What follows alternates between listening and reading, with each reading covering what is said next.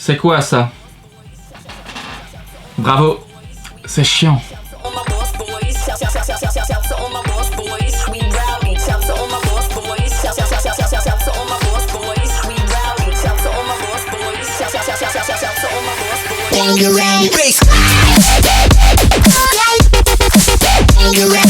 Désolé du retard, bonjour. Aujourd'hui, nous allons conclure le dernier chapitre de géographie sur la climatologie. Le climat est important pour le tourisme, car il y a beaucoup de gens difficiles qui n'apprécient pas se geler ou se brûler à l'autre bout du monde. Ces rabat-joie n'aiment pas non plus les joyeux déluges des saisons de mousson. Il est en conséquent important de ne pas les envoyer vers ces destinations.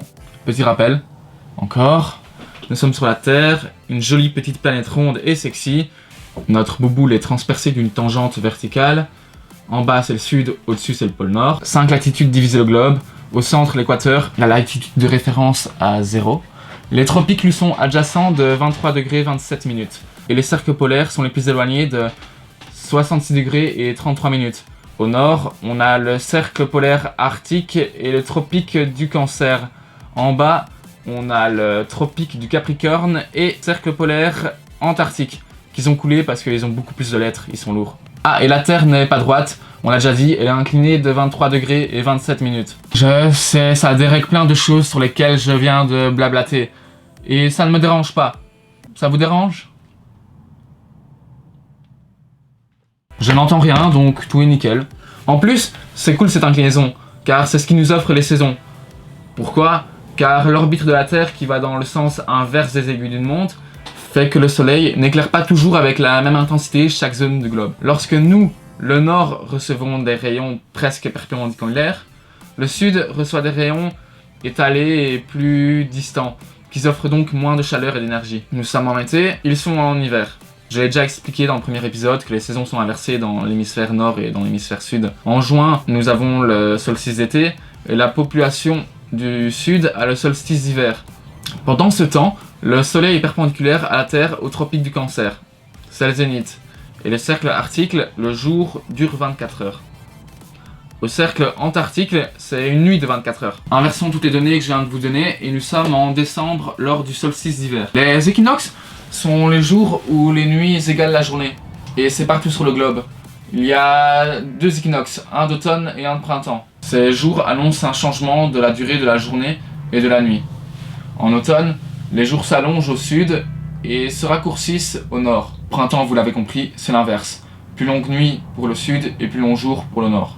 Mais qu'en est-il de l'équateur? Ne vous souciez pas de lui, ses jours rivalisent avec ses nuits toute l'année.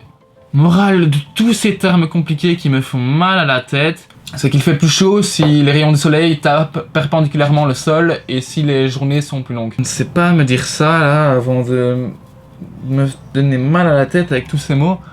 C'est cool tous ces termes là qui donnent aussi mal à la tête là. Liberté, amour, but de la vie.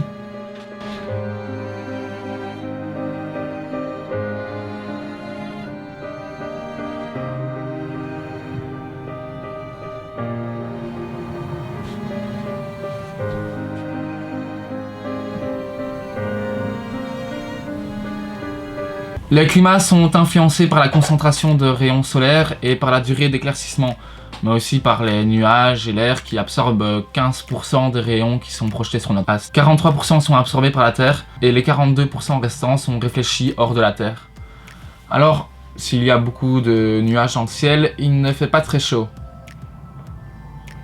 Pour finir, il y a les courants marins qui, retenant mieux la chaleur que la Terre, dispersent par-ci par-là des températures. Ils adoucissent le climat chaud ou réchauffent le climat froid, mais nous y reviendrons après. Regardez cette carte. Oh mon dieu, tous les climats. Il y a 4 climats froids qui sont toujours sous les 10 degrés.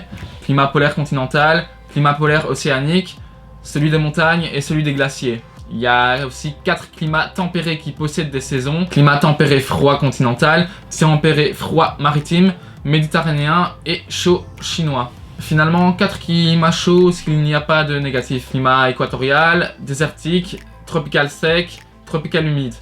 À tout ça, on peut rajouter les moussons. Mais enfin soit. Si on regarde bien la carte et qu'on évite du regard les chaînes de montagnes et autres anomalies, nous pouvons considérer que les climats froids sont typiques des pôles, que les chauds restent dans les alentours de l'équateur et que les climats tempérés, bah ça ramasse le reste. Passons à ce truc. Bah, ça me dégoûte, on dirait des maths. Ça s'appelle diagramme ombrothermique. Vous constatez 12 segments sur l'axe horizontal, ce sont les mois de l'année. Ensuite, il y a des verticales. Le premier présente des températures Celsius et il faut se fier à la courbe. Et le deuxième présente des précipitations en millimètres. Il faut se fier aux barres à l'histogramme. Le rapport entre les deux est souvent P égale 2T. Donc 20 mm égale 10 degrés Celsius. L'avantage avec ce rapport, c'est qu'on devine les mois secs et les mois humides facilement. Si la courbe des températures est au-dessus de l'histogramme des précipitations, c'est un mois sec. Si à l'inverse, la courbe des températures se fait bolos par les petits bâtonnets, nous avons un mois humide.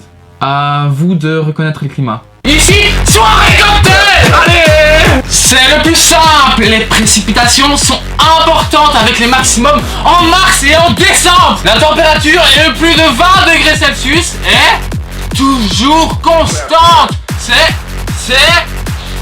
Oui! Un climat équatorial, félicitations! Mais soyons un peu plus coriaces. Quel climat a une courbe en cloche avec des précipitations presque nulles? Moins de 100 ml d'eau par l'année! Ça reste simple, je suis sûr que vous l'avez sur le bout de la langue. C'est un climat désertique. Ouais! Biche. On ne saoule pas trop, mais là, c'est quoi? Courbe en cloche comme avant et il pleut beaucoup en été. Est-ce que c'est un tempéré chaud chinois? Climat tempéré chinois? Point bonus! Ou rien? Bon, je peux pas le savoir parce que je suis tout seul dans ma chambre et je sais pas ce que vous répondez. Mais un point bonus si t'as réussi! Allez. Là, nous avons les deux bosses d'un dromadaire. Non! D'un chameau! La température est supérieure à 20 degrés Celsius et à son apogée durant les équinoxes. Je suis. Ah! Ouais! Un tropical. Mais lequel? Humide? Sec? De mousson? Vérifie les précipitations. Au total annuel, celles-ci sont-elles inférieures à 500 mm, supérieures à 1500 mm ou à entre les deux? Ouais? Ouais! Ce diagramme ombrothermique nous présente un entre-deux. C'est un climat tropical humide. GG les BG! Je suis sûr que vous allez réussir à décrypter ce dromadaire.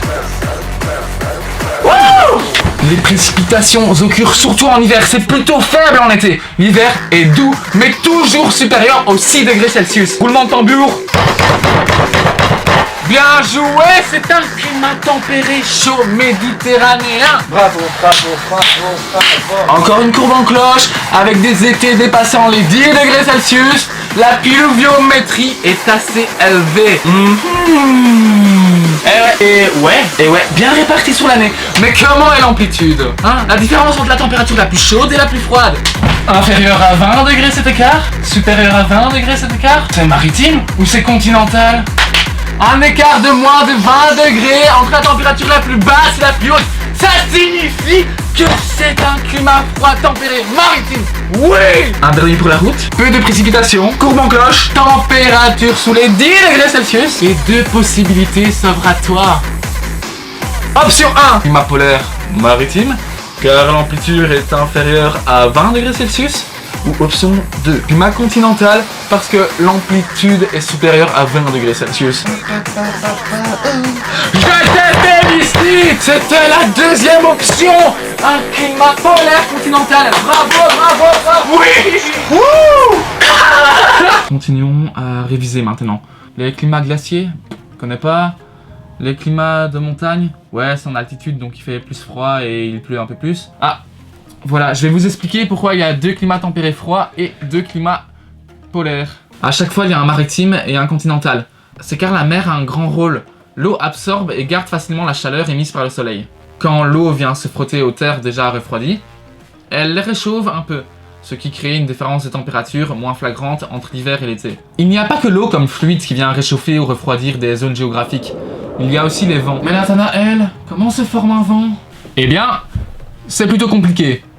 Pour moi et mes capacités cérébrales en tout cas. Sur notre planète, il y a 3 zones de haute pression, où le temps est sec et stable, et 5 zones de basse pression, où le temps est pluvieux et variable. Ça crée une circulation atmosphérique des vents. Des masses d'air se déplacent d'une zone de haute pression vers une zone de basse pression. En plus de cela, le vent est un peu dévié à cause d'une force qu'on appelle force de Coriolis. Il y a 3 grands vents réguliers. L'Alizé, les vents d'ouest et les vents d'est. Dans tout ce système, il y a quand même une exception.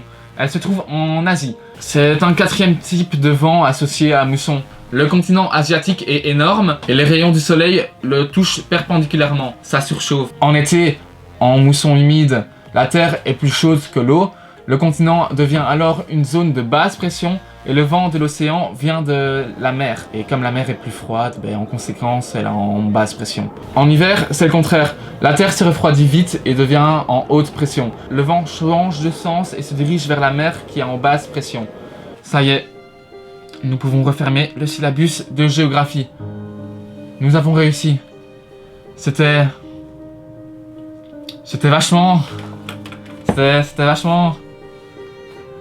c'était une mauvaise idée pour éviter de me faire chier, parce que là... horrible. Bon, en vrai, ça va. Je vais en garder un bon souvenir. Je suis sûr que vous allez réussir. Je vous souhaite de bonnes études. Au revoir. Bonne étude. Vous allez réussir.